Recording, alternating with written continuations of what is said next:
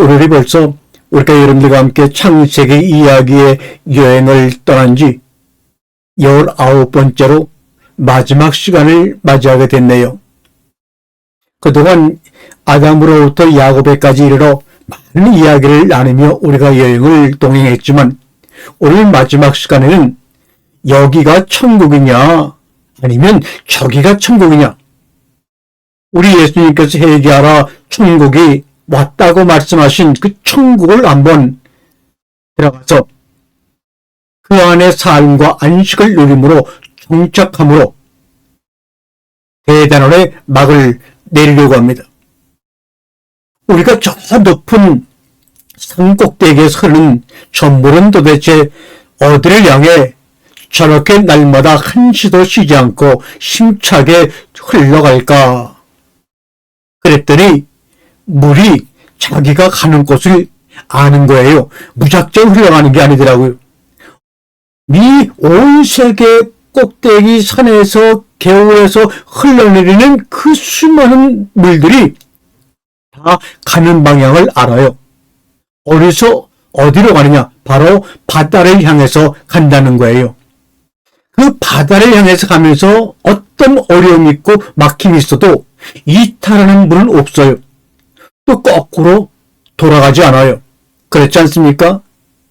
누가 그 흘러가는 물에다가 오물을 뚝 쳐을 해도, 누가 썩은 통나무로 그 길을 막아도 자기가 가야 할 길, 유일한 한 장소를 알기 때문에 아랑곳하지 않아요. 이게 바로 행복입니다, 여러분. 행복이라고 하는 것은요, 자기 삶에 누가 뭐라 그래도 아랑곳하지 않고 갈 수 있는 것, 갈 때 어떻게 가는지 아세요? 거침없이 가요. 누가 뭐래도 가요.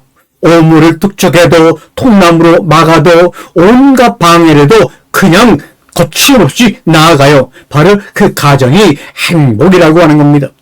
행복은 어떤 도착지, 목적지, 장소가 아니에요. 저는 신앙이라고 하는 것이 바로 그런 것 같아요. 자기 삶에 아랑곳하지 않고 거침없이 갈 수 있는 유일한 장소와 시간을 바로 여기서 찾는 것. 여기서.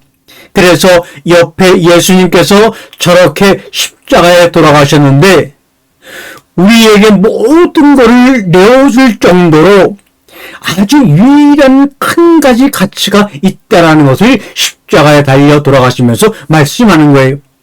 그러면서 우리에게 천국이 왔다, 그거를 찾으라, 이런 말이에요. 그게 그 신앙이라는 게 바로 그런 뜻이에요, 여러분. 우리가 신앙, 빌리브, 믿음이란 말이 그런 뜻이라고 말씀을 제가 드리지 않았습니까? 빌리브. 근데 빌리브, 믿다라고 하니까 우리나라 느낌으로 이거 이 단어가 이 동사라고 믿는데, 이 믿다라고 하는 말이 그 자체로는 동사같이 보이지만 이 빌리브라는 말은 동사가 아니에요. 이 빌리브란 말은 영어 게르만 언어에서 만들어진 거거든요. 게르만 언어에서 어원이 발생돼요. 이 빌리브란 말은요, 형용사예요. 형용사는 뭔가 명사를 꾸며주는 거죠. 형용사.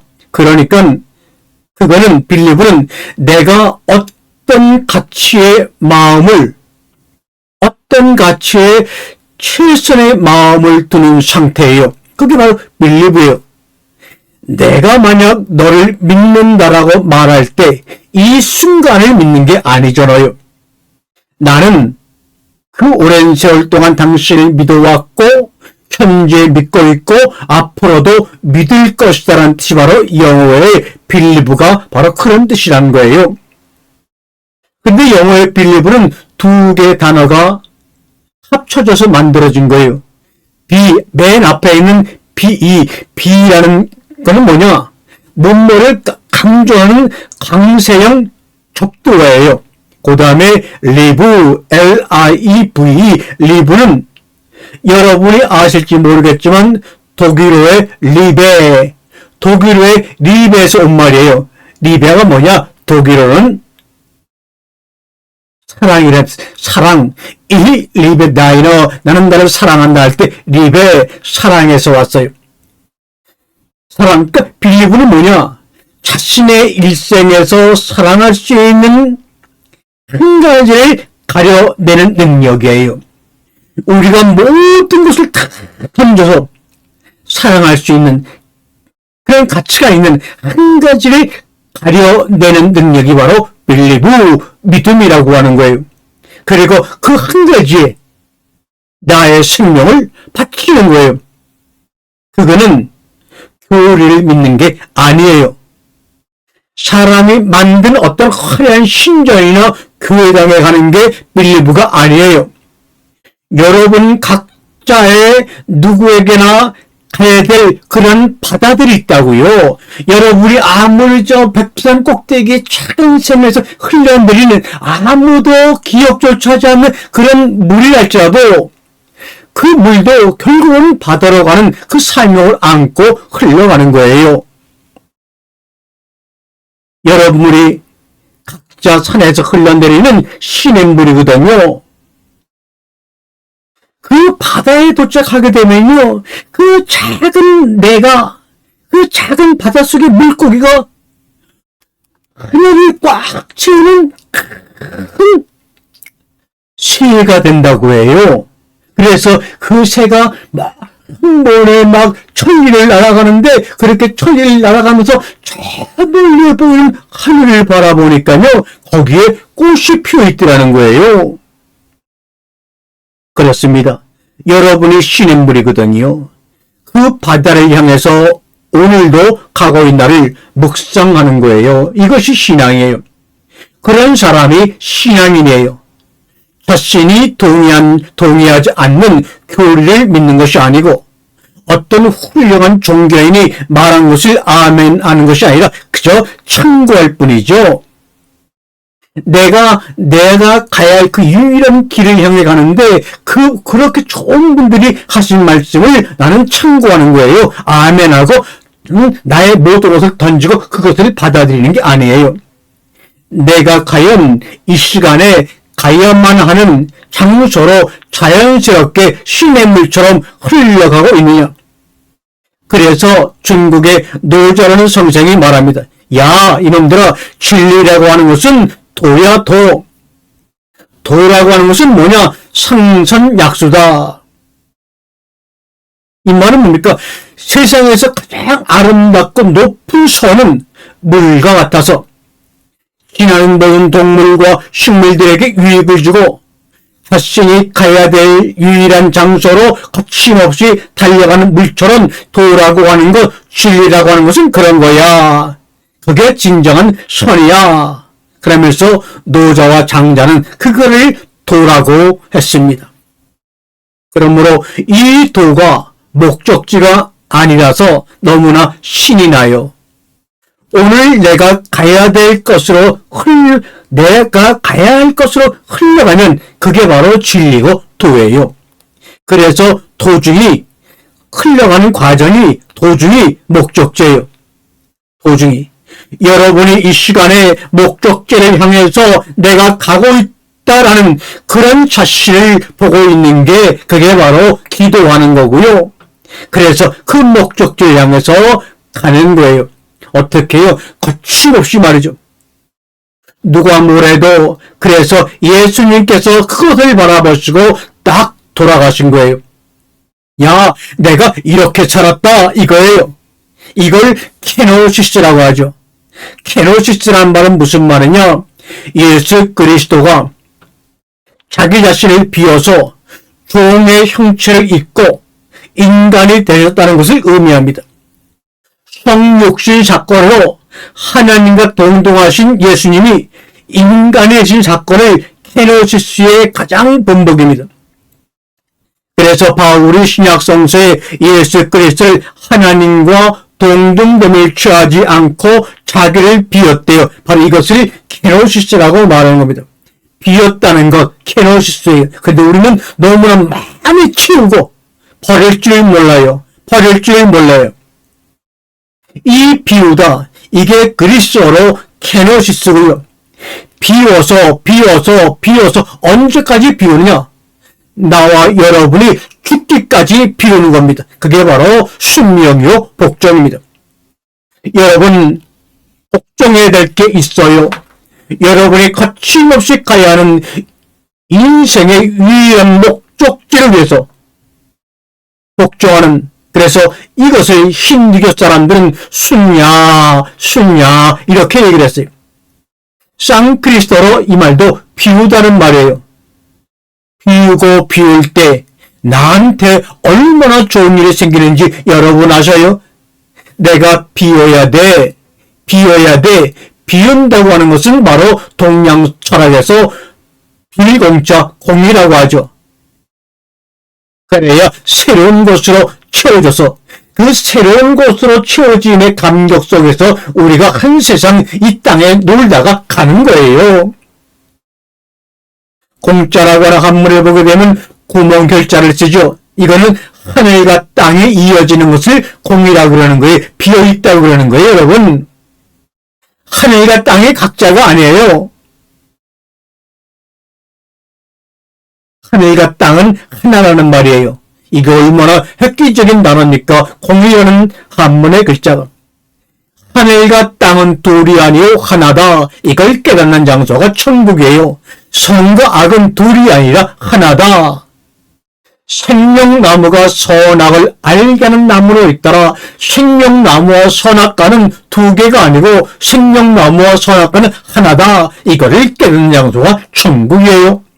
하늘은 하늘이고 땅은 땅이다. 대부분 2000년 동안 그렇게 생각을 해왔어요.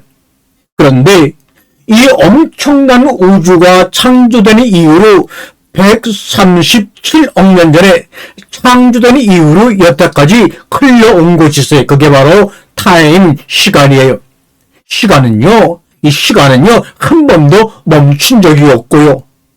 끊어진 적이 없어요. 계속해서 흘러가거든요.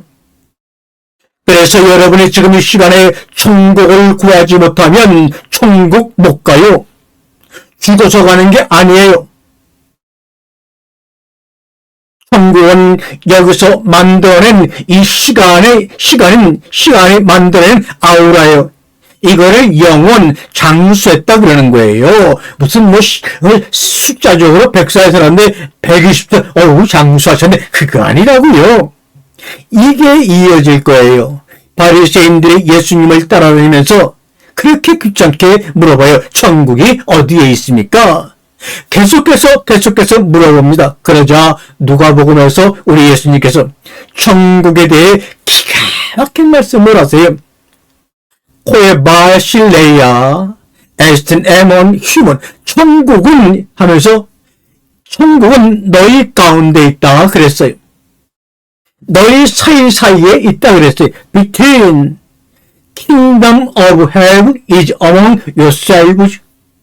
그러니까 천국은 너와 나의 관계예요. 사람과 사람의 관계예요. 자연과 인간의 관계예요. 하나님과 우리의 관계 속에서 창조되어 나오는 것이 바로 천국이에요. 예수님은 바리새인들이 알고 있던, 세상의 사람들이 알고 있던 하늘나라 천국의 개임을 완전히 한마디로 부숴버린 거예요. 그러니 그걸 듣던 바리새인들이 참지 못하고 경노한 거죠. 천국은 내가 옆에 있는 사람과의 관계에서 만들어지는 기가 막힌 예술 작품이에요. 아트예요. 그게 바로 천국이래요. 그걸 만들지 못하면 천국에 못 가는 거예요. 천국이 죽은 다음에 가는 장소라든지 별도의 장소라든지라고 말을 할 수는 있지만 천국은 지금 여기 내가 물처럼 흘러가고 있느냐 이거예요. 그런데 그동안에 수많은 아주 우리가 이름만 들어도 유명한 목사님들이나 신부들이 이렇게 말해요. 아니 내가 어느 날 잠깐 천국에 갔더니 나는 금모자 쓰고 있는 줄 알았더니 개똥모자야. 어떤 사람은 은모자, 동으로 만든 모자, 양털 모자 막 쓰고 있대. 그게 뭔가 봤더니 내가 이 땅에 살면서 교회에 충성하고 영혼을 많이 구하면 천국에 가서 받는 상복의 표시래요. 개똥. 다 거짓말이에요. 그래가지고 사람을 유혹해가지고 그게 뭘 하는지 몰라요. 천국은 주님이 말씀하셨잖아요. 안에 있다고. 천국은 with in이라고 그랬어요. in, 함께 내 안에 있는 것. 개똥모전이 금모전에 양털모전에 이런 것들은 with out, 밖에 있는 거예요. 그 뭐냐? 아웃된 거예요. 버림받은 거예요. 그렇게 거짓말해도 또 속아 넘어간 사람들이 그렇게 많으니 우리들의 신앙의 수준이 바로 그 정도였어요. with out, 천국은 저 밖에 있는 게 아니에요. with out이 아니에요. 그러니까 없는 거예요. 그들 속에 천국이 없는 거예요. with in, 내 안에 있어요.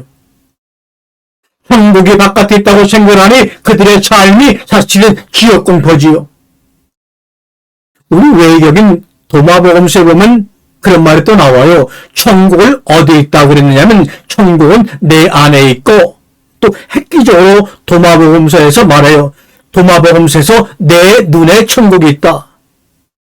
이걸 이집트의 마지막 언어의 굽토로 말하게 되면 발이라 발. 이 발이란 단어가 외부라는 의미가 있지만 근본적인 의미는 외부를 관찰하는 당신의 눈동자라는 말이 바로 말이에요. 말. 천국은 말, 내 눈동자라요. 천국은 외부에 있어서 외부에 있는 것을 보는 게 아니라 이 말이에요. 내 두 눈을 가지고 보는 현상이래요. 여러분 눈에 지금 뭐가 보입니까? 여러분의 두 눈동자를 가지고 아내를 보면, 남편을 보면, 자식을 보면, 목사를 보면, 이웃들을 보고 저 하늘의 경치를 바라보면 여러분의 눈동자 안에 무엇이 보입니까? 천국은 외부에 있어서 외부에 있는 걸 보는 게 아니라 이 말이에요. 내 두 눈을 가지고 보는 현상이래요. 내 눈을 가지고 보는 거래요. 그래서 도마복음서에는 도마복음서 천국은 내 눈 안에 있다. 또 이집트의 꼽투 기독교인들이 말하는 그 꼽투는 말, 외부를 관찰한 당신의 눈동자는 말을 천국이라고 말해요. 그래서 내가 해야 될 일은 뭐냐? 그것은 내 눈을 갈고 닦아야 돼요. 남의 눈에는 티끌만 지적하지 말고 내 눈 안에는 되들보가 있는 걸 이놈들아 깨달아라. 주님이 그러시잖아요. 내 눈 외부를 천국으로 만드니까 내 눈에 이상한 게 끼면 되들보가 끼고 찌꺼기가 끼면 외부가 또 그렇게 보여요. 그래서 내 눈 안에 있는 것들을 먼저 내가 정화하고 깨끗하게 만들어야 돼요. 이게 바로 로마서 12장 1절에 너희 몸을 거룩한 하나님이 원하시는 산제사로 드리라 이 말이고, 예수님께서 말씀하신 회개하라는 말의 의미와 같은 것입니다. 시간이라고 하는 건요, 저도 70년을 살다 보니까 누굴 기다려주지 않아요. 저의 절친한 친구 중에서도 30살에 죽은 아이들, 50살에 죽은 아이들, 뭐 정말 한국에서 큰 인물로 살다가도 그 먼저 떠난 친구들, 아주 별별별 친구들이 다 있어요. 이제는 남아있는 사람들이 그렇게 많지 않아요. 그래서 세네카라는 철학가가 이렇게 우리들에게 말하고, 인생은 짧고 예술은 길다. 히포라테스도 홀라티우스도 얘기해. 그러나 틀렸습니다. 왜냐하면 인생은 적절하게 내가 사용한다면 충분히 깁니다. 언제 충분히 그 인생이 길게 느껴지고 기냐? 내가 해야 될 한 가지를 할 때, 오직 한 가지를 반드시 할 때 그 인생은 너무나 긴 거예요. 그게 바로 영혼이고 장수라는 거예요. 오직 가치 있는 그 한 가지를 할 때, 그때 나에게 주어지는 선물이 바로 순교예요. 순교는 다른 말로 말하면 영혼이라는 말이에요. 우리가 성경에 나오는 빌라들은 예수를 이해하지를 못했어요. 그는 말합니다. 예수에게 네가 유대인의 왕입니까? 요한복음에 나오죠. 유대인의 왕처럼 생각하지도 않고 아주 보기에 평범한데 빌라도가 당신이 유대인의 왕이냐 이렇게 물었을 때 유대인의 왕이라고 네가 말했지. It is you who said I am king. 빌라도가 이해를 못해요. 내가 왕이냐 재차 물어요.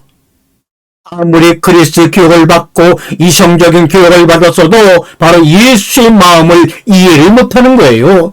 여러분의 지성과 여러분의 이성으로 예수님의 심정을, 하나님의 마음을 이해할 수가 없는 거예요.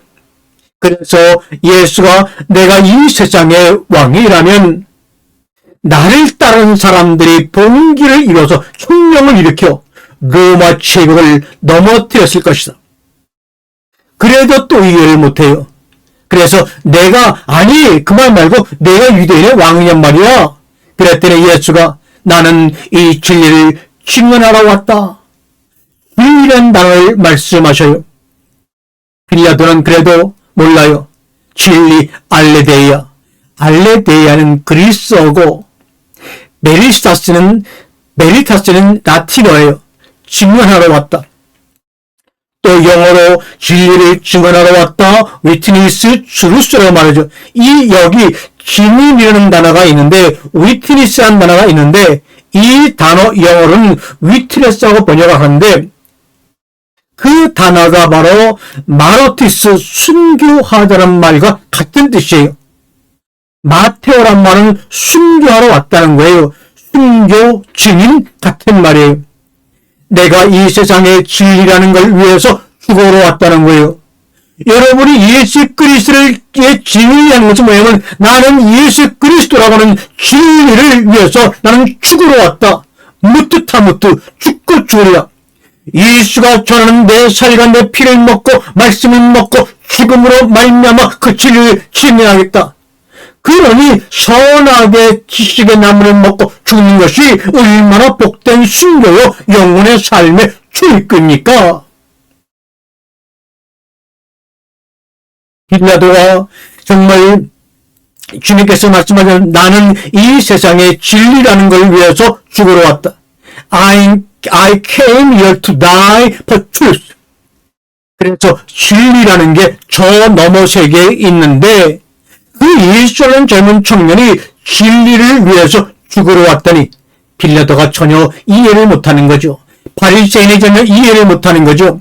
빌라도가 다시 한번 마지막으로 What is truth? 진리가 무엇이냐고 묻지만 더 이상 예수님이 대답을 안 해요.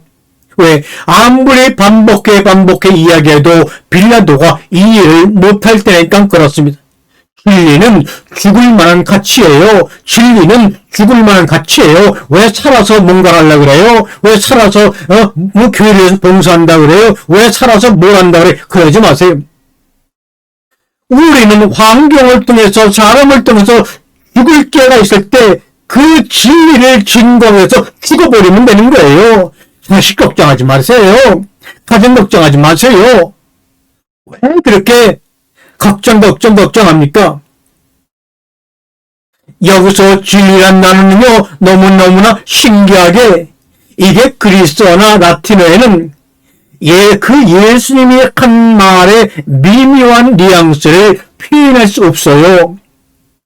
예수님은 아람어로 말씀하셨기 때문에 신약 성경을 아람어로 다시 번역한다면 아람어로 진리는 신기하게 우리나라 말에 아무나 그러죠. 바로 이 아람어로 진리라는 말이 아무나예요. 아무나.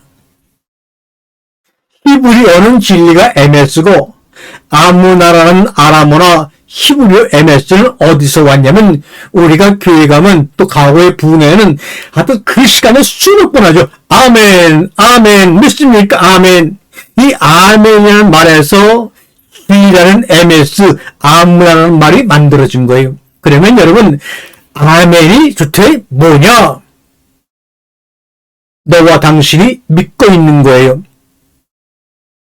이 아멘 히브리어 진리 에메스라는 말은요. 창세기 15장 6절에 아만의 여성 명사가 붙은 여성 명사형이에요. 에메스. 그러니까 아멘에다가 여성 명사형을 붙이게 되면 에메스 진리가 되는 거예요. 이 말은 나는 진리를 위해서 죽으러 왔다라고 말씀하신 것일 수는 있고 나는 내가 믿고 있는 인간이면 누구나 자신이 되고 싶은 자신의 삶의 철학을 가지고 있는데 그것을 위해서 내 몸과 생명과 영혼을 바치러 왔다라고 하는 것이 아멘입니다. 그리고 그것을 진리라고 하고 MS라고 하고 아무나라고 하는 거예요. 그저 어느 목사님이 여러분 아멘하세요 아멘하세요. 이게 뭡니까? 그러니까 믿음은 뭐냐? 여러분이 믿는 거예요. 진리는 여러분이 믿는 거고 그 진리가 여러분을 자유롭게 할 거예요. 아니 진리를 믿는데 진리가 나를 자유롭게 한다고? 네, 맞아요. 왜 그렇습니까? 진리를 증언하기 위해서 우리가 죽으러 왔기 때문에 여러분 한번 죽지 못해서 진리가 나를 얼마나 자유롭게 하는지 아무도 몰라요. 진리가 너희를 자유롭게 하는 말은 바로 죽은 진리를 위해 증언한 사람들, 죽고 죽은 사람들의 삶 속에서 새롭게 주어지는 하나님의 선물이 바로 진리예요.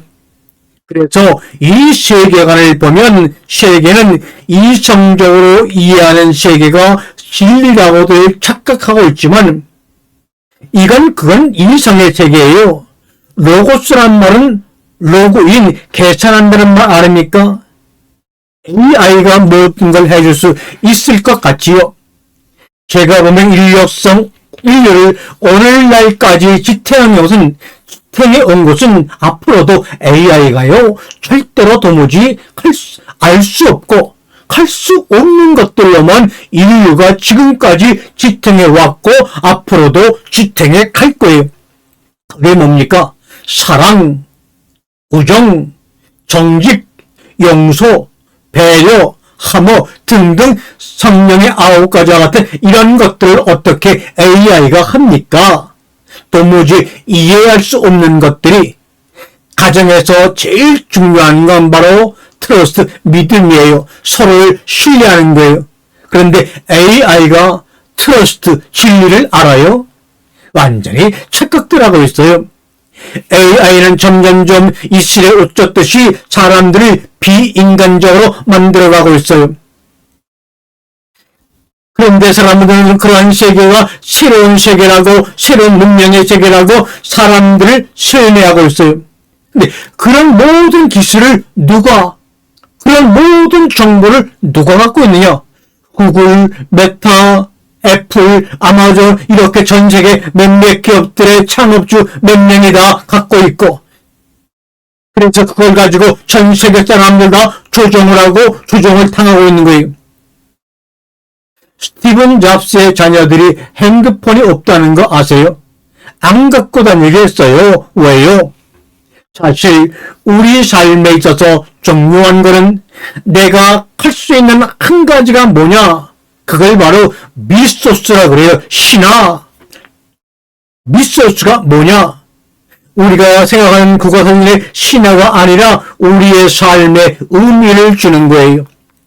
여러분 하루를 지탱하게 만드는 것은 내가 오늘 살만한 이유를 가지고 있기 때문에 그렇게 사는 거예요. 삶에서 중요한 게 2가지가 있다고 봐요. 내 삶이 meaningful하느냐, 의미가 있느냐, 의미가 있을 뿐만 아니라 beautiful, 아름다우냐 하는 거예요.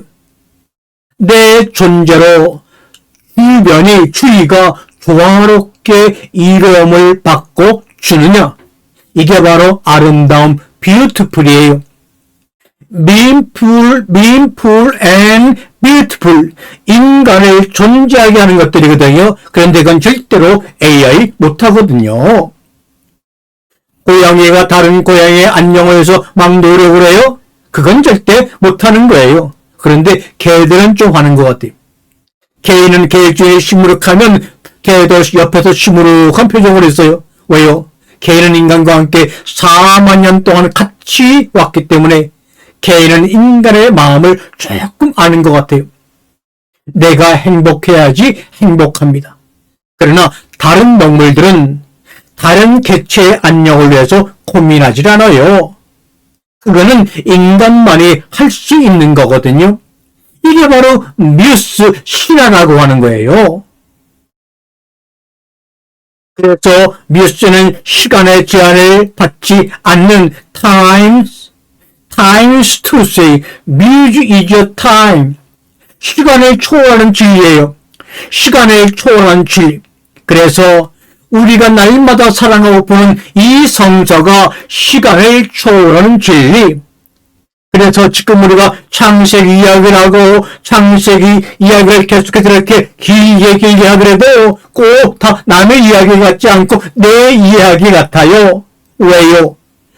시간을 초월하는 의미와 아름다움을 주기 때문에 그래요.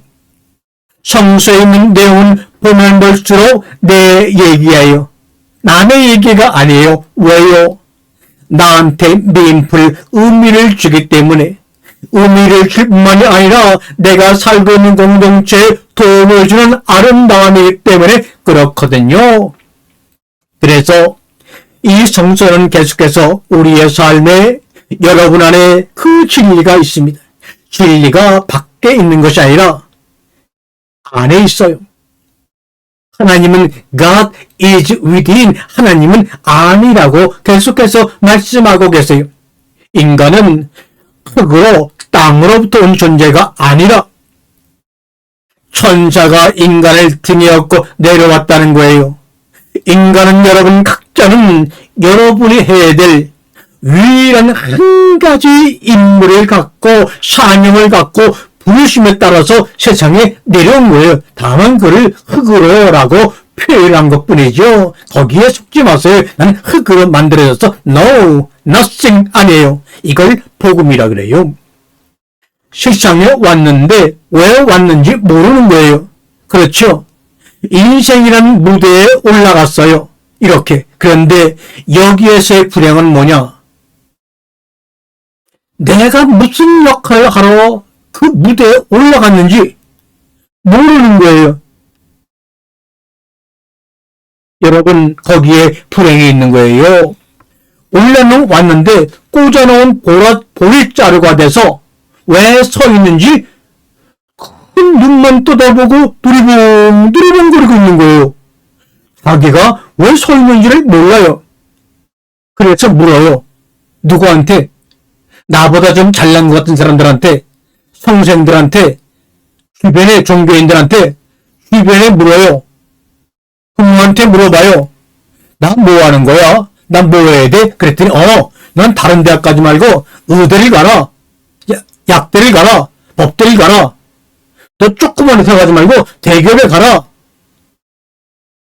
자기가 유일하게 해야 될 임무가 있는데 그 임무를 모르는 거예요. 그냥 환경에 떠밀려서 되는 대로 살아가요. 그러니 거기서 무슨 예수를 믿은들, 교회를 간들, 신앙이 생기고 행복이 생기겠어요. 그러나 임무를 알면 그것이 자신의 것이 되면 자기가 반드시 해야 될 유일한 의무가 되면 자신의 의무가 되지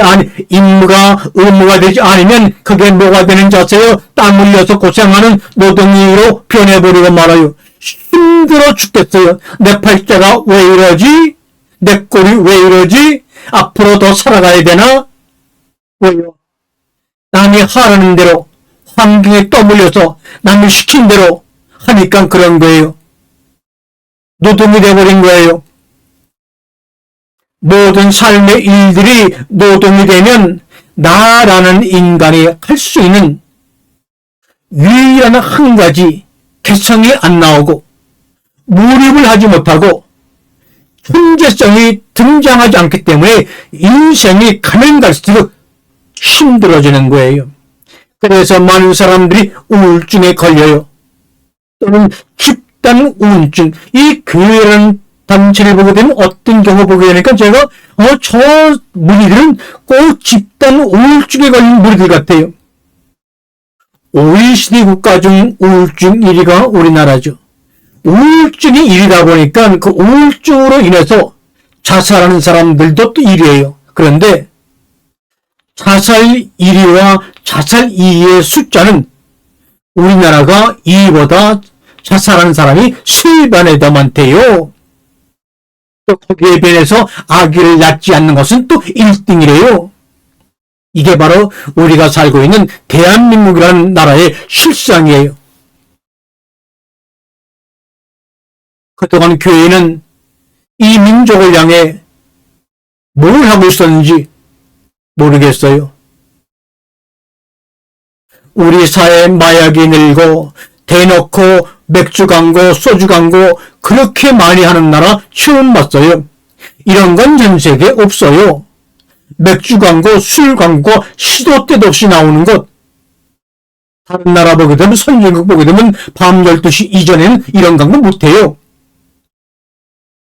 그리고 자연스럽게 술 마시면서 또 한두 끝도 없이 텔레비를 틀어놓고 밤을 새요.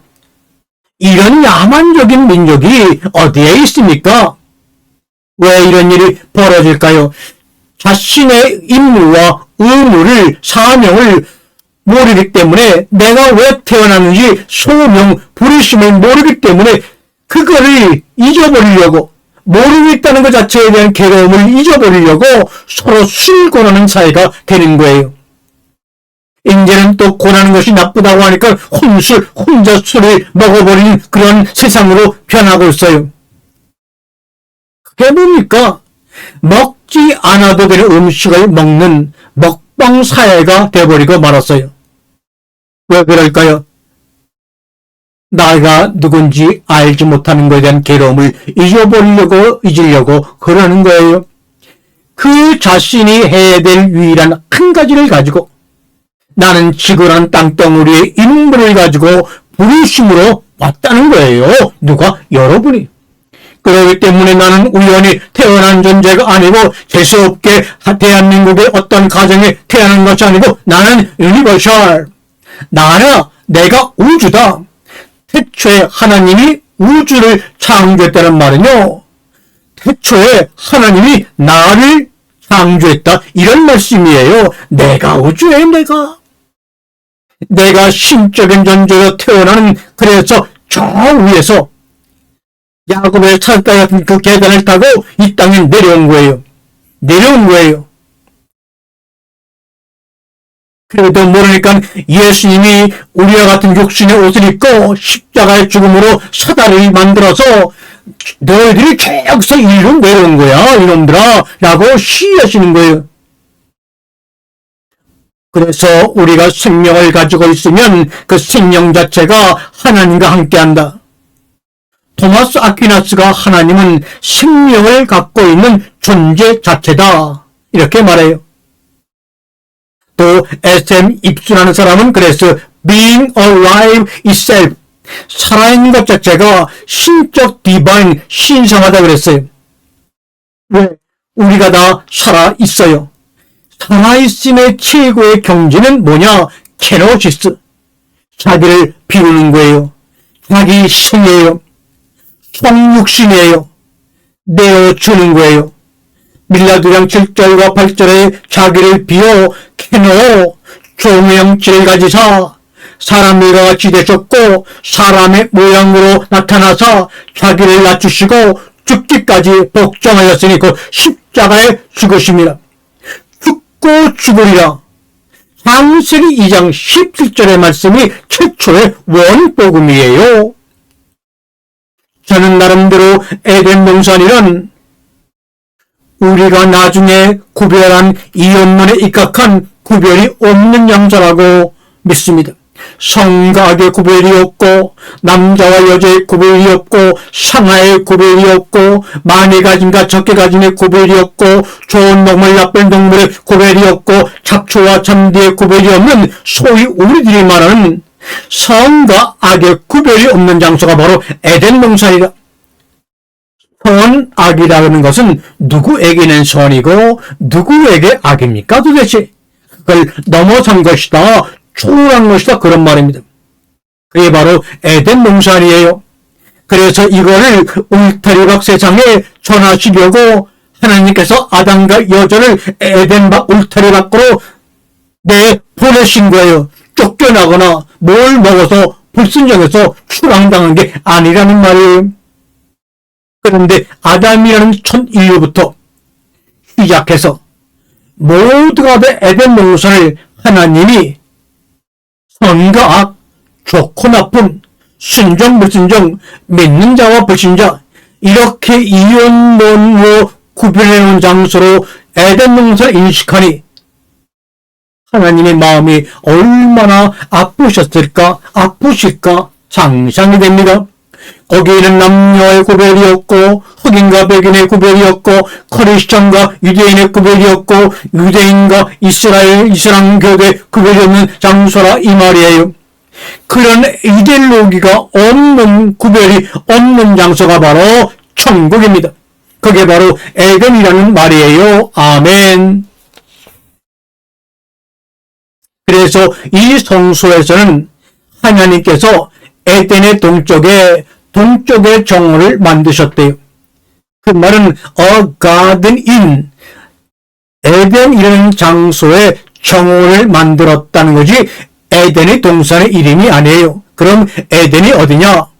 에덴이란 말이 히브리 단어인데 에덴은 아주 오래된 개념이기 때문에 이 에덴이라는 단어는 원래 히브리어가 아니에요. 수메르어에서 빌려왔어요.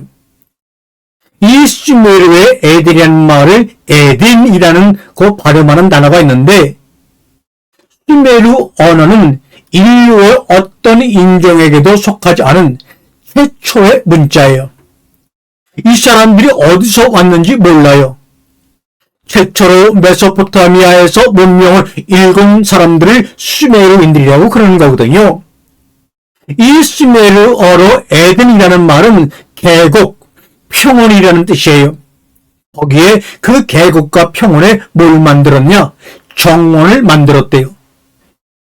정원, 여러분 정원을 가꿔보셨죠? 정원이 뭐냐? 정원은 아무 데나가 정원이 아니에요. 여러분이 시골에서 아니면 집 주변에서 텃밭을 가꾼다 하면 정원하고 그냥 일반 들판하고 다른 게 있는데 뭐냐? 그건 바로 구별이에요. 구별을 하고 내가 매일매일 그것을 가꿔야 돼요. 가꾸는 장소가 정원이에요. 가든이라는 영어 단어가 그거죠. 가든. 이 가든이라는 정원이라는 단어는요, 원래 보디가드 할 때 가드라는 지킨다는 단어에서 만들어진 단어가 바로 가든 정원이에요. 지켜진 장소, 지켜진 구별된 시간과 장소가 바로 정원이에요. 정원은 뭐냐? 여러분의 일상에서 여러분이 갖고 있는 게 두 가지예요. 시간과 시간이 만드는 공간이죠. 시간과 시간이 만드는 공간을 구별하면 그것이 우리의 삶의 정원이 되고 에덴이 되는 거예요. 에덴 동산이에요. 여러분이 일상적으로 흘러가는 시간과 맞이하는 장소에서 내가 그거를 구별해서 나의 유일한 한 가지로 반드시 해야 되는 정성스러운 공간으로 만든다. 그게 바로 에덴 동산이에요. 그거를 뭐라 그러냐면 구별한다. 분석을 하고 구별해서 내가 지키는 시간과 장소예요. 여러분이 일주일에 한 번씩 주일날 11시에서 1시까지 여기를 구별했죠. 이게 바로 에덴 동산이에요. 구별하다, 히브리어로 바달이라고 하는데 이 단어가 창세기 1장에 여러 번 등장하죠. 하나님께서 6일 동안 하시던 일을 마치시고 그 일로부터 자신을 스스로 구별하셔서 일곱째 날을 거룩한 날로 바달 구별하셨다. 이게 바로 안식일이죠. 그러니까 6일 동안 하던 일을 계속하던 것을 안 하는 거예요. 일상적으로 평소 하던 생각과 행동과 말을 내 자신을 보면서 안 하는 거예요. 그날을 그래서 뭐라 그랬냐? 히브리어로 샤바스. 이 안식이라는 영어 단어가 바로 쉬는 날, 레스트예요. 그런데 그냥 쉬는 날이 아니에요. 이 샤바스, 레스트라는 안식하다는 말이 굉장히 강압적인 단어예요. 우리는 안식일 쉬다 그러면 굉장히 평화로운 단어라고 느끼지만 이 말이 강압적인 단어예요. 어느 정도냐? 안식일은 사바스라고 하는 히브리어 단어는 뭐냐? 안식일로 번역된 사바스라는 히브리어 단어는 원래 강제적으로, 의무적으로, 무심코, 습관적으로 하던 일을 안 하는 거예요. 그리고 일곱째 날 쉬신 거예요. 이게 이 영어 번역, 레스트를 쉬는 날로 번역한 것은 완전히 그건 잘못된 번역이에요. 하던 일로부터 레스트 쉬었다, 쉬는 게 아니에요. 하는 거는 굉장히 쉬워요. 어려운 게 뭔지 아십니까? 하던 일로부터, 습관으로부터, 중독으로부터 안 하는 게 힘들어요. 나를 보고 하던 일을 안 하는 거예요. 안 했다. 그러니까 6일 동안 세상을 창조하시고 7째 날은 평상시에 하던 것을 안 하셨다.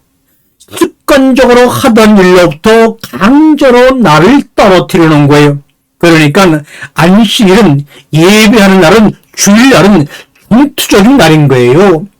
6일 동안 세상에 나가 습관적으로 하던 모든 것들을 전부 중단하는 거. 이게 전투적인 삶이지 이게 쉬운 거예요. 왜? 구별해야 되니까. 완전히 다른 날로 되는 거예요.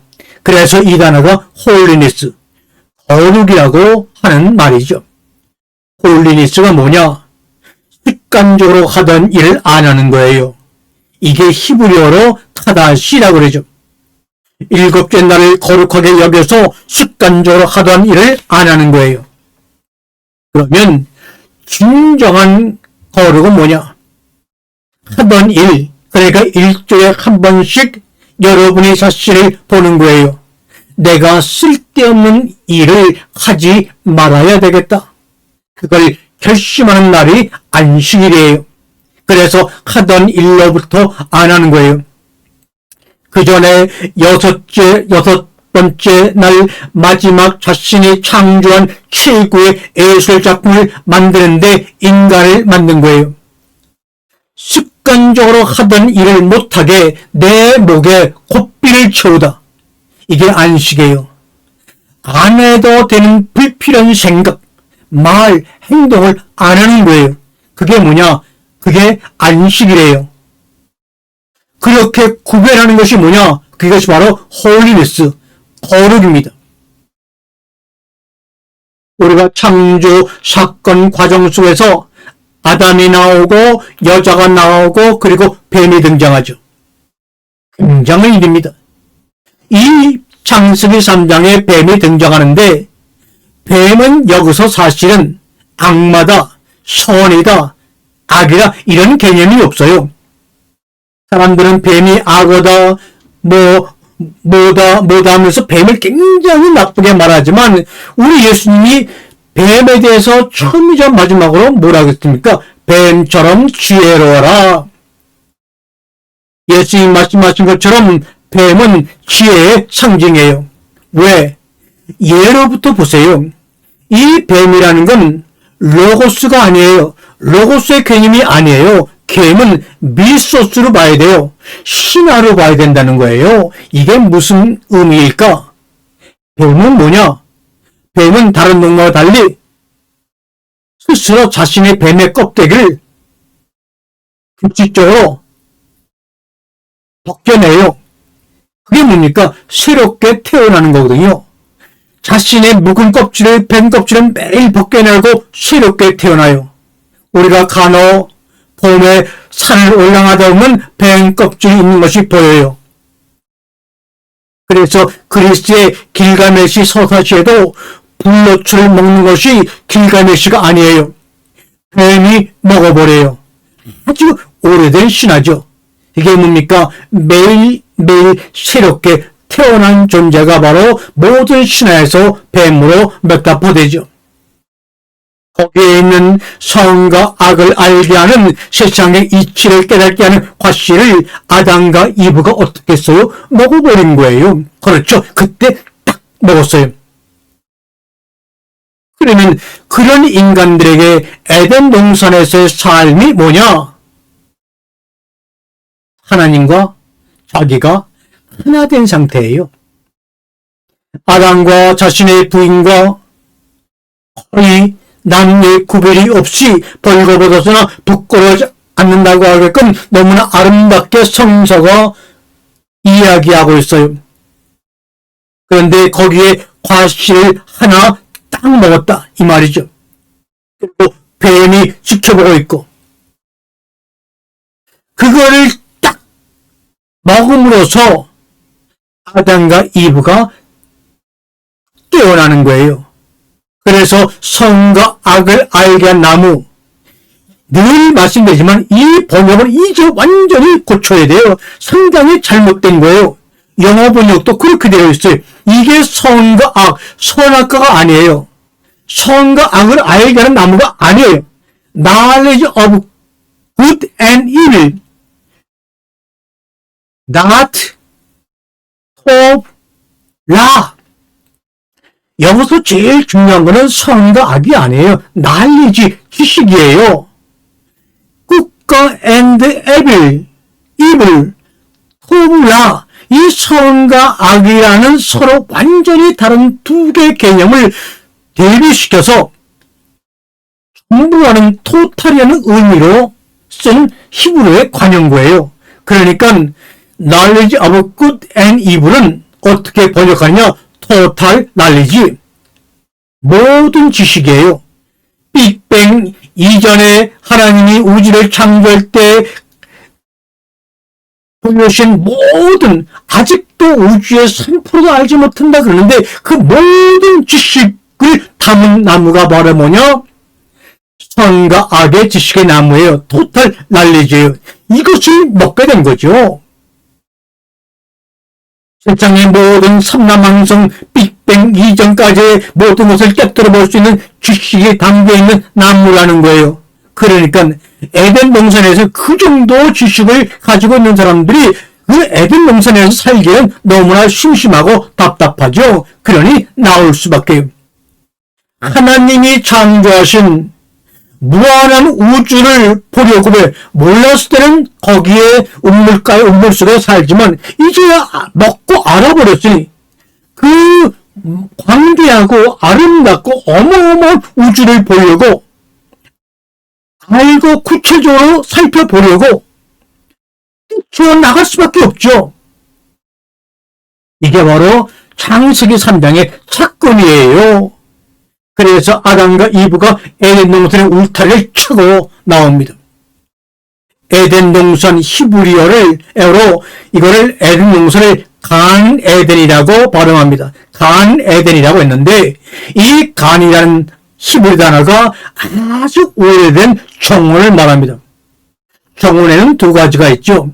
이 정원은 여러분 이제 아랍 사람들한테 이 정원이라는 개념이 뭐냐? 아랍 사람들은 주변이 다 사막이고 주변이 다 불모지다 보니까 정원을 가꾸는데 과거나 예나 목숨을 걸어요. 뭐 페르시아 고레스 왕 시대나 사우디 고대 시대나 지금까지 보세요. 정원을 너무너무 귀하게 여겨요. 그래서 사우디아라비아 왕자가 사우디 전역을 정원화시키려고 지금 어떤 계획을 짜고 있는지 여러분 아시잖아요. 또한 정원을 맺다고 상징한 게 뭔지 아세요? 그게 바로 카페트예요. 이 카페트를 보게 되면 그리스나 인도나 이런 아니죠 아랍 쪽의 카페트 보게 되면 또 아라비아 나이트 나오는 카페트를 보게 되면 카페트를 타고 막 돌아다니잖아요. 이게 그냥 그 지역 사람들이 카페트를 화려하게 만들고 중요하게 여기는 게 아니에요. 그래서 어디나 가면 그 아랍 사람들은 카페트를 다 피고 뭐예요? 카페트 그 자리가 천국이기 때문에 그래요. 지금도 카페트 위에서 하루에 정한 시간에 5번씩이나 메카를 향해서 절을 하고 기도하죠. 그게 바로 아랍 사람들한테는요 정원이라고 하는 거예요. 그게 그 사람들한테는 천국이라고 하는 거예요. 이 파라다이스 천국이라는 말은 사실 그리스에서 맨 처음에 소크라테스의 제자가 아주 유명한 제자가 2명 있었어요. 하나는 플라톤이 있었고 또 한 제자가 크노세폰이라는 제자가 있었어요. 이 크노세포리안 제자가 알렉산더 왕과 함께 동방 원정을 떠난 거예요. 그래서 맨 처음에 페르시아 제국의 전쟁에 용병으로 참석하고, 그래서 그때 경험을 고레스 교육이라는 유명한 책까지 남겼어요. 이거는 그 당시 최고의 경영서적이었어요. 이런 크네스본이 오늘날 이란의 중부 파사르 가데라는 곳에, 이 파사르 가데가 성서에 등장하는 고레스가 세운 페르시아의 수도예요. 아니, 그 페르시아의 수도에 가보니까 신기한 게 있는 거예요. 그게 뭐였냐? 고레스가 주변 나라를 침공하고 점령해서 자기가 사는 사막 땅에다가 동서남북 가운데 물이 흐르는 정원을 만들고, 그때 갖고 온 나무와 동물을 모아서 구별된 장소를 만든 거예요. 그게 바로 정원이에요. 최초의 정원을 만든 사람은 바로 성경에 나오는 고레스 왕이에요. 그래서 이 그리스에서 온 촌놈이, 야, 이런 사막지대에 어떻게 나무와 꽃과 신기한 동물들이 여기에 있지? 정신이 나와버린 거예요. 놀려버린 거죠. 그리고 그 뒤로부터 엄청난 1000년 이상의 시간이 지나고 2000년 이상의 시간이 지난 19세기에 들어와서 겨우 훔볼트 같은 사람들이 동물원과 식물을 만들자. 그래서 이 아이들 가지고 동물원과 식물원을 19세기 1800년대에 겨우 만든 거예요. 그게 바로 그 전까지는 인류 가운데 고레스 왕 이후에 식물원, 동물원 그런 거 없었어요. 그건 뭡니까? 천국을 만든 거예요. 하나님 있는 장소를 식물원, 동물원으로 표현한 겁니다, 여러분. 그런데 기원전 5세기 벌써 고레스가 아까 말씀드린 구별된 장소를 만들어요. 파라다이스가 사실은 고대 페르시아 파라데이아라는 말에서 나왔잖아요. 주변을 담으로 둘러싸서 구별했다는 말이 거기서 그리스어로 파라다이소스라고 그랬고 영어로 파라다이스가 된 겁니다. 그래서 에덴 동산의 동산을 파라다이스라고 영어로 번역한 거죠. 그런데 아담과 여자가 이제 그 구별된 장소로부터 이제 나오는 거예요. 왜요? 내가 세상을 살아갈 수 있는 과실을, 토탈 날리지를, 모든 지식을, 내 영적인 DNA를 내가 먹음으로 내 속에 넣었기 때문에 이제 나가도 되는 거예요. 예수 그리스도의 십자가의 죽음으로 내가 그분의 살과 피를 먹음으로 말미암아 그분과 내가 하나가 되었으므로 과실을 먹고 내가 지구 십자가의 죽음으로 말미암아 나는 세상에 살고 있지만 세상 밖으로 이제 나가야 되는 사람들이에요. 나무는 뭐예요? 너무 신기하죠? 이 지구상에 있는 모든 것들은 다 중력의 지배를 받아요. 아이작 뉴턴은 하나님은 중력이라고 말할 정도였어요. 만유 인력이라 하면서 하나님은 중력이다. 보이지 않지만 모든 것을 떨어뜨리는 안 보이는 힘이라고 했어요. 그런데 뉴턴이 말한 하나님 중력을 거스리는 존재를 발견한 거예요. 그게 뭐예요? 나무하고 불 두 가지예요. 나무하고 불이 중력까지 거슬리고 하늘로 쭉쭉 올라가는 거예요. 여러분이 보시는 나무가, 생명나무가, 선악과가, 십자가의 나무가 그런 존재들이에요. 다 죽었는데 한번 보세요. 비가 오고 나니까 쭉쭉 올라가요. 그 힘이 어디서 옵니까? 그 안에 존재하는 거부할 수 없는 생명력인 그걸 하나님이라 그런 거예요. 그게 바로 나무예요. 하늘로 쭉쭉 뻗는 거예요. 하늘로 쭉 뻗어 올라가서 심지어는 중력을 거스리는 거부할 수 없는 살아있는 그것, 바로 그것이 생명이라고 하는 거예요. 그래서 18세기, 19세기 서양 사람들은 그걸 하나님이라 혹은 네이처 자연이라 그랬어요. 자연의 신성이다. 왜? 중력까지 거부하고 하늘 높이 자신의 칠성을 멀친다는 말이에요. 창조 첫날 빛이 치라는 소리에 어디선가 빛이 쫙 하늘로 뻗어나가지 않습니까? 빛이 쫙 나와서 이 빛을 비춰서 모든 사람들한테 가는 거예요. 여러분, 빛이라는 것이 내가 숨어 있어도 말이죠, 날 찾아와요. 내가 숲에 들어가면 뻑빽빽한 전나무하고 소나무가 있는데도 그 아침 해가 뜨면요, 그 빛이 전나무와 소나무의 솔잎과 솔방울을 헤치고요, 나를 찾아오더라고요. 너무나 감격이고 고마웠어요. 누구에게나 찾아와요. 거침없이 찾아오고 당연히 찾아와서 따스함을 주는 거예요. 그래서 하나님이 저 위에 계신 것이 아니라 나를 찾아온다. 이게 창조 첫날에 빛이 있으라 하는 말씀의 깨우침이에요. 그걸 뭐라 그러냐? 한자로 하나님이 내 안에 임재하셨다. 나한테 다가와서 함께 존재한다. 이걸 영어로 프린세스 현재라고도 그러죠. 카발라 정통의 아주 중요한 신의 속성은 나와 함께 계신 거예요. 다시 말하면 이게 임마누엘이고, 예수를 임마누엘, 하나님이 나와 함께 계신다. 왜냐하면 빛이 쫙 나와서 구별 없이 누구에게 나가서 함께 하기에 그랬습니다. 여러분, 제가 지금 긴 시간을 쉬지 않고 물 한 번 먹지 않고 이렇게 말씀을 나누는데 사실은 몸에 진기가 빠져나가는 것은 너무 힘들어요. 그런데도 한번 마무리해 보겠습니다. 그래서 이제 여러분, 아담과 이브를 한번 보세요. 그런데 이 여자가 에덴 동산 문을 팍 차고 나가면서 뒤도 안 돌아보는 거예요. 앞으로 나가자 하면서 이제는 나가서 살자. 야우. 창세 3장이 바로 그런 일이에요. 그런 과정에 메타포로 뱀이 등장하죠. 뱀은 뭡니까? 아담과 이브한테 내가 눈이 떠져서 하나님처럼 될까봐 널 못 먹게 한 거야 라고 여자에게 얘기합니다. 그걸 먹으면 눈이 떠진대요.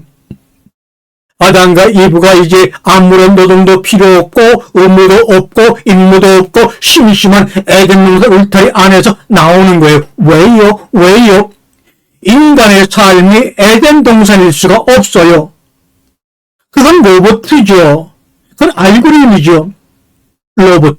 하나님이 모든 걸 다 해주니까 만나를 매일매일 먹는 삶은 로봇의 삶이에요. 그러나 인간이 사는 삶은 우리가 스스로 깨달음으로 내가 해야 될 한 가지를 찾아서 거기에서 그거를 아름다운 정으로 만드는 거예요. 그게 바로 우주를 창조하는 창세기 1장 1절의 완성이에요. 신화적인 공간인 에덴 동산을 내가 내 삶에서, 내 안에서 구축해야 돼요. 왜요? 삶은, 그것이 바로 우리의 삶이기 때문이에요. 우리의 삶이 에덴 동산이에요. 일하지 않고 뭘 해도 다 먹을 것이 나와요. 그렇지 않아요? 노동을 해야 돼요. 땀을 흘려야 돼요. 서로 부딪혀야 돼요. 갈등을 빚어야 돼요. 때로는 싸움도 해야 돼요. 그래야 되는 공간이 우리의 세상이거든요. 이게 제약된 세상이 아니에요. 불순종의 결과로 이렇게 만들어진 것이 아니에요. 여러분, 헤르만 헤세의 소설 1920년대에 출간된 시타르타라는 소설 보신 분이 있을 거예요. 거기 보면 시타르타의 친구 고디바가 부처를 만나고 너무너무나 좋다는 거예요. 그래서 거기서 살아요. 그랬더니 시타르타는 거기에 안주하지 않아요. 거기서 나와가지고 뱃사공이 되지 않습니까? 백사공에서 인간들의 삶에서 살았기 때문에 부처가 되는 것이 거기서 살면 아니야. 지식은요, 전달할 수 있지만 지혜는 전달할 수가 없네. 지혜를 발견하고 지혜롭게 살며 지혜를 품고 다닐 수 있지만 그 지혜를 말로 표현하거나 가르칠 수 없다네. 이것이 바로 시타르트라는 소설에 나오는 본문 중에 하나예요. 다시 한번 말할까요? 지식은 목사가, 신부가, 성생이 전달해 줄 수 있지만 지혜는 전달할 수가 없네. 지혜를 발견할 수 있어. 지혜롭게 살며 지혜를 품고 다닐 수 있지만 그 지혜를 인간의 말로 표현하거나 가르칠 수 없다네. 그렇다면 내가 목사지만 나는 그동안의 강대상에서 지혜를 전하는 것이 아니라 지식을 전하였구나 하고 회개하고 후회하는 마음이 얼마나 많이 되는지 몰라요. 호시아 4장 6절에 백성이 지식이 없으므로 망하는도다. 너희가 지식을 버렸으므로 나도 너희를 버려 내 제사장이 되지 못하게 할 것이요. 내가 내 하나님의 율법을 잊었으니 나도 내 자녀들을 잊어버리리라 말씀합니다. 공자가 논어 위종편에 이와 유사한 이야기를 합니다. 자로야 자로야 너에게 안다는 것에 대해 내가 가르쳐주마. 아는 것을 안다고 하고 모르는 것을 모른다고 하는 것, 이것이 바로 곧 참된 알민이라. 그건 똑같아요. 복음서에도 딱 갔더니 그 베드로하고 그 사랑하는 제자들이 그 소위 말하는 변화산에서 예수님부터 빛이 쫙 나오는 걸 본 거예요. 마태복음 17장 2절의 이야기예요. 제자들이 그 엄청난 빛을 본 거예요. 주변에 크게 변했어요. 그러니까 이 변화산에서 하나는 모세를 위해서 집을 짓고 하나는 엘리야를 위해서 집을 짓고 하나는 예수를 위해서 집을 짓고 우리 여기서 평생 삽시다. 그 말을 듣자마자 예수님이 베드로를 향해 마귀야 물러가라 경노하신 거예요. 진리는요, 진리라고 하는 건요 인간의 삶이기 때문에 에덴에서 변화산에서 내려와야 돼요. 왜요? 천국을 건설할 장소는 어디냐? 아니 에덴 동산에서 우리가 무슨 천국을 건설해요? 천국을 건설할 장소는 뭐냐? 여기이기 때문에 그래요. 고통이 있고 갈등이 있고 전쟁이 있고 배신이 있고 아픔이 있고 질병이 있는 여기가 바로 천국을 건설할 장소가 아니고 어떻게 에덴 안에 머물려고 합니까? 저기가 아니에요. 저기를 버리고 여기에요. 진정한 천국이 저기에 있느냐? 진정한 천국이 어디에 있느냐? 여기 이 장소 때문에 이 삶 때문에 내가 하늘로서 내려온 거예요. 어디로? 우주로 온 거예요. 내려온 거거든요. 내가 천국을 구현할 장소는 천국이 절대로 없을 것 같은 장소를 천국으로 만들어야 돼요. 인도의 마태 테도 신약처럼 이태도 신부처럼 정말 천국이라고는 절대로 존재할 수 없을 것 같은 그 장소를 천국으로 만들기 위해서 우리는 글로 가야 돼요. 그것이 바로 우리의 현실이기 때문에 그래요. 모든 지식의 나무를 먹고 예수의 생살과 피를 먹은 자들의 사명이 바로 그래요. 그래서 나와야 되는 거거든요. 그래서 어떻게 하면 여기를 들어갈 수 있냐? 그거는 예수님이 세례를 받고 한 첫 번째 말씀에서 찾아볼 수가 있어요. 예수께서 세례 요한으로부터 세례를 받고 이제 갈릴리로 오시고 나서 한 가지를 말해요. 사람들을 보고 천국이 왔다 회개하라. 딱 두 마디예요. 첫 번째 천국이라는 것이 has approached, 이미 와 있다 이 말이에요. 근데 보통 이것을 우리가 우리의 삶에서 천국을 경험 못하니까 천국이 왔다라고 하니 번역을 하지 못하고 천국이 가까이 왔다. The kingdom of heaven is near, approached라고 번역을 못한 거예요. 양심의 가책이죠. 한국말로 어떻게 번역을 우리가 했는지 보시면 알겠지만 천국이 가까이 왔다. 아니, 아직 안 온 상태가 아니라 이미 has approached, 와 있다라는 거예요. 내 눈이 열리지 못해서 에덴 동산 안에서 나오지 않아서 보지를 못하고 있는 거예요. 천국이란 단어도 그래요. Kingdom of Heaven, 바실레아 톤 우라논. 그리스 원문에 바실레아톤 우라논이라고 써 있는데 예수님이 뭐 그리스 말을 몰랐을 것 아니에요. 예수님은 이 바실레아톤 이런 거 안 했어요. 예수님이 아람어를 하셨기 때문에 아람어로는 천국이 말콜사예요. 말콜사 아람어, 말콜사 샤마야. 여기서 말콜사라는 것은 장소가 아니에요. 말콜사라는 것은 하나님의 뜻이 충만한 상태예요. 하나님의 뜻이 충만하게 널려있는 상태예요. 이걸 라틴어로 말하면 스테이트랄 레구름이라고 하는 거예요. 레구름, 킹덤 오브 헬븐. 그래서 레구름이라는 것은 장소가 아니라 하늘의 뜻이 펼쳐져 있는 상태다 이겁니다. 그렇기 때문에 어디나 천국이 될 수 있는 거예요.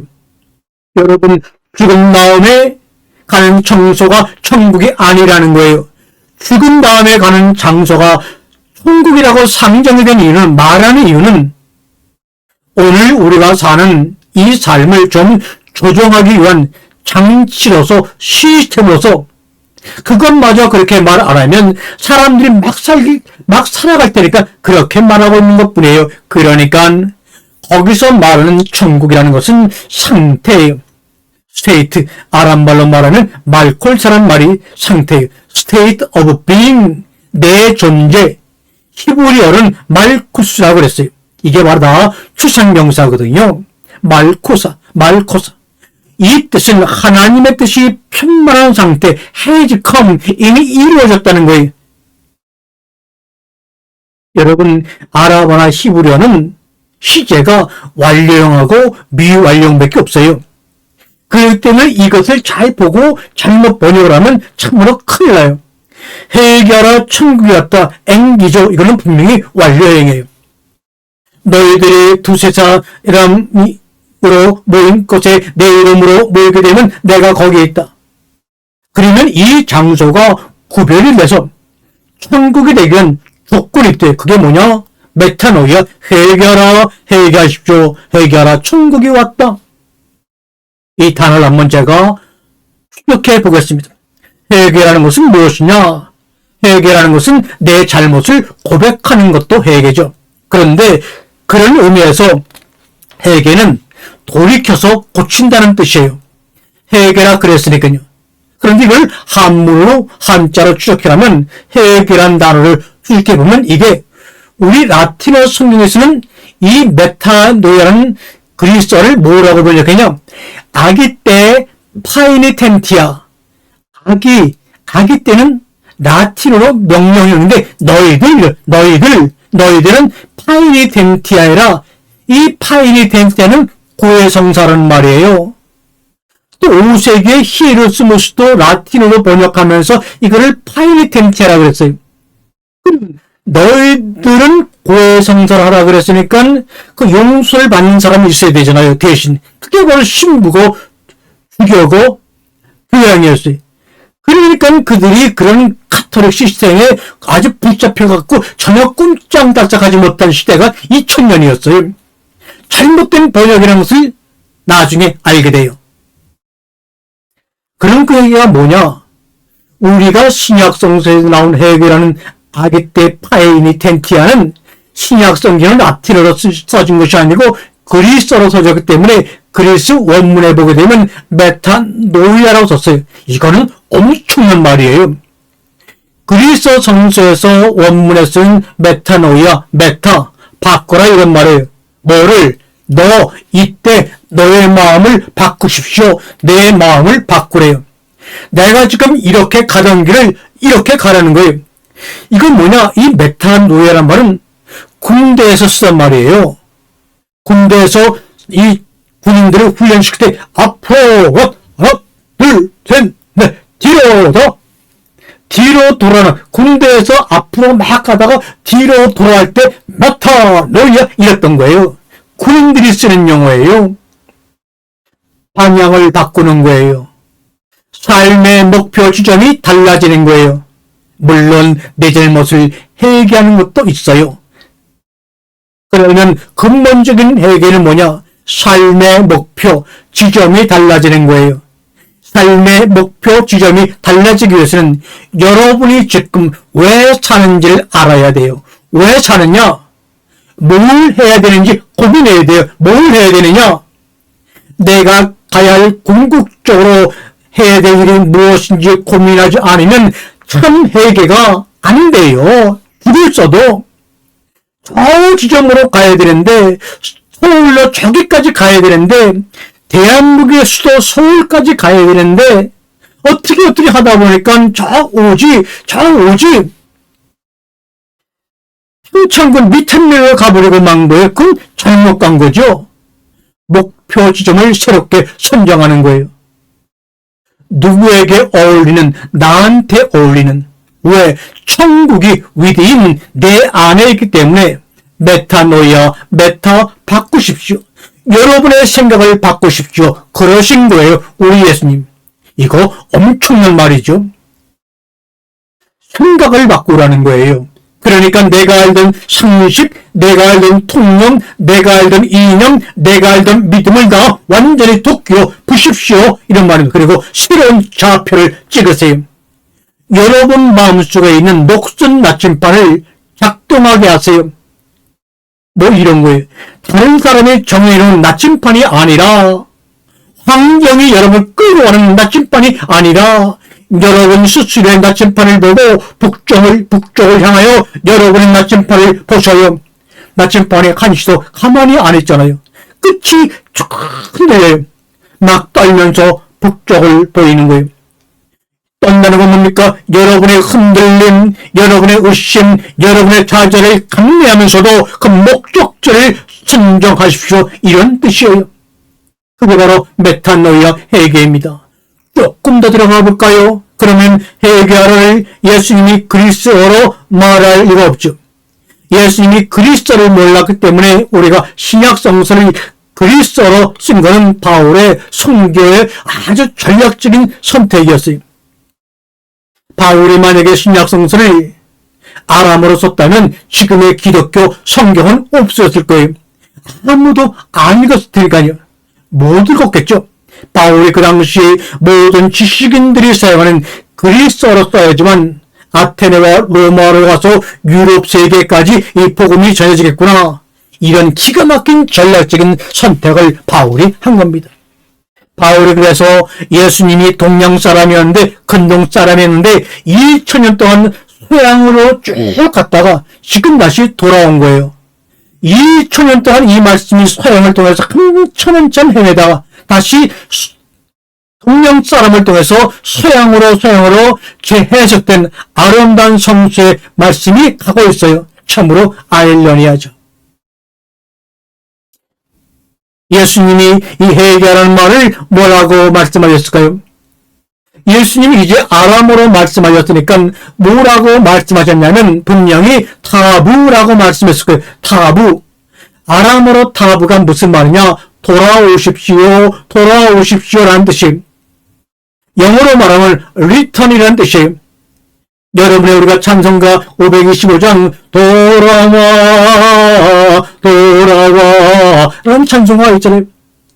또 누가복음 15장 20절에 집을 나간 당자가 집으로 돌아갑니다.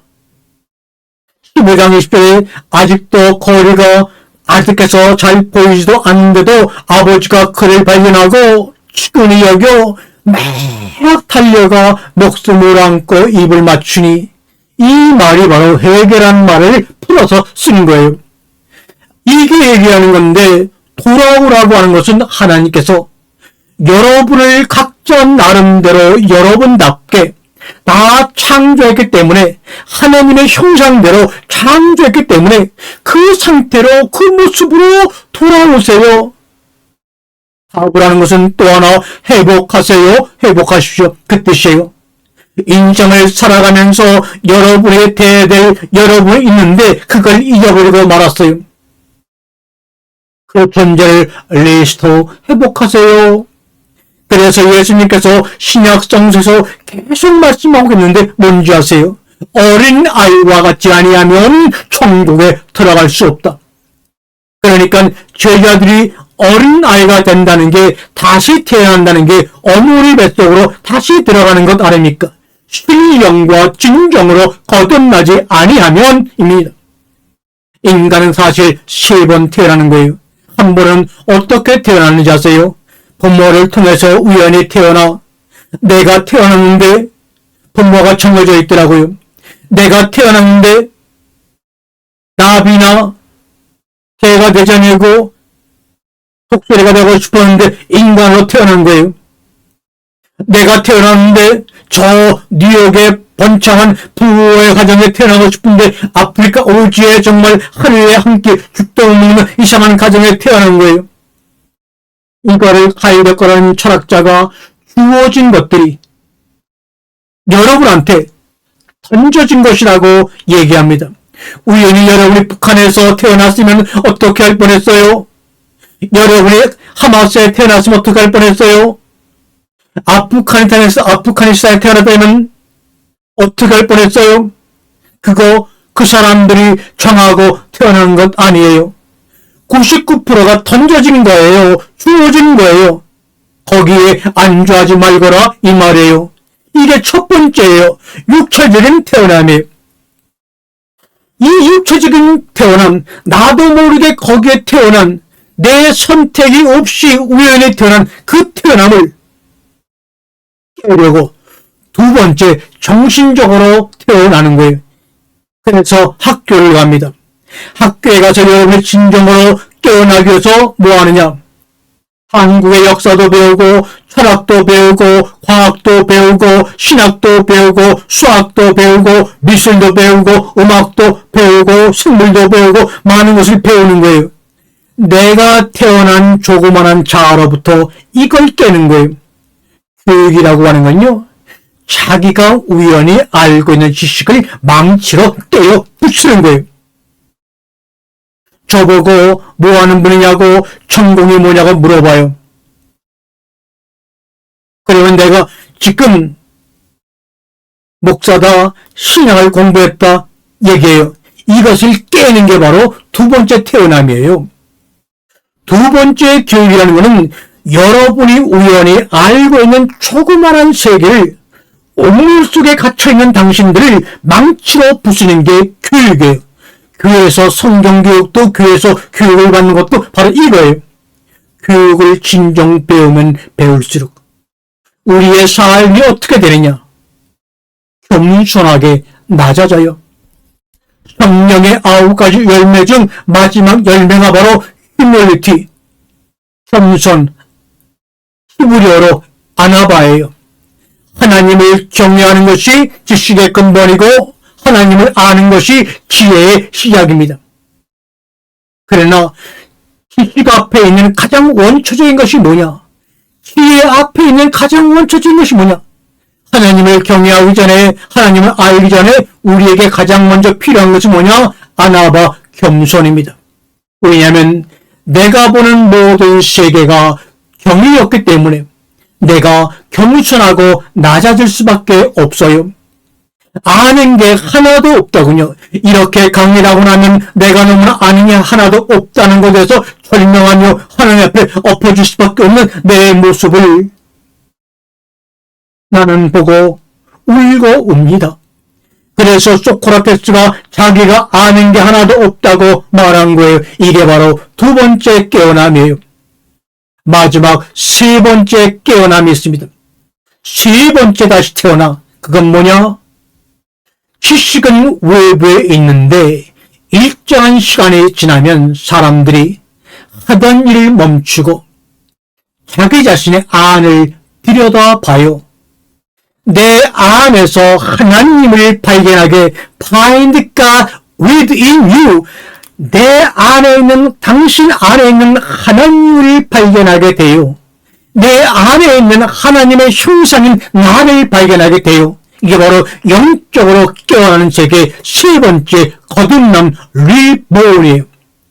그래서 예수님께서 천국이 이미 우리 안에 와 있는데 도대체 너희들은 어디 가서 천국을 찾느냐? 어딜 보느냐? Find image within yourself. 내 자신 안에서 하나님의 형상을 회복하라고 말씀하셨을 것 같아요. 이걸 히브리어로 슈부 그랬어요. 저는 이 표를 제 나름대로 이렇게 말했어요. Return to yourself. 여기서 셀프는 대문자가 붙은 셀프예요. 당신이 돼야 될 자신으로 돌아가세요. 이걸 각성이라고 하고, 이걸 야곱이 여기에 하나님이 계신데 내가 몰랐구나. 이 고백이 바로 참된 회개예요. 사랑하는 성도 여러분, 이제는 더 이상 쓰러질 것 같아 말씀을 못하겠어요. 여러분 자신이 되십시오. 니체는 이거를 당신 자신이 되라고 하고 초인이라고 말합니다. 당신이 현재가 되십시오. 우리의 현재, 내 자신을 사람들은 너무나 무시해요. 왜냐하면 여기에 답이 있는데, 당신이 되십시오 하고 니체가 말한 거예요. 그래서 오래된 자신을 극복하십시오. 우리 사랑하는 예수님께서 회개하는 말이 타브라고 말씀했어요. Return to yourself. 너 자신으로 돌아가는 말은 당신 자신이 되십시오. 로고스의 세계가 사실은 19세기에 끝났다고요. 그 이후에 미토스로 삶의 의미를 주고 내 삶을 아름답게 하는 것으로 성경을 읽어야 되는데 아직도 로고스의 세계에 붙잡혀 있어요. 미토스의 세계로 들어간 사람들이 AI를, 컴퓨터를 보기 시작했던 거예요. 미토스로 삶의 의미를 주고 내 삶을 아름답게 만들도록 성경을 해석하고 읽어내야 돼요. 창세기는 아주 본능적인 이야기예요. 본질적인 이야기예요. 아주 육체적으로 말하면 원초적인 섹슈얼한 이야기예요. 누구나 읽으면 자기의 이야기로, 자기의 삶으로 승화할 수 있는 이야기이기 때문에 이 이야기로, 이 미소스로, 이 창세기로 여러분하고 대화를 나누고 날마다 삶을 나누고 싶습니다. 보고 싶다. 당신의 얼굴을. 듣고 싶다. 당신의 목소리를. 아멘, 아멘, 아멘. 샬롬.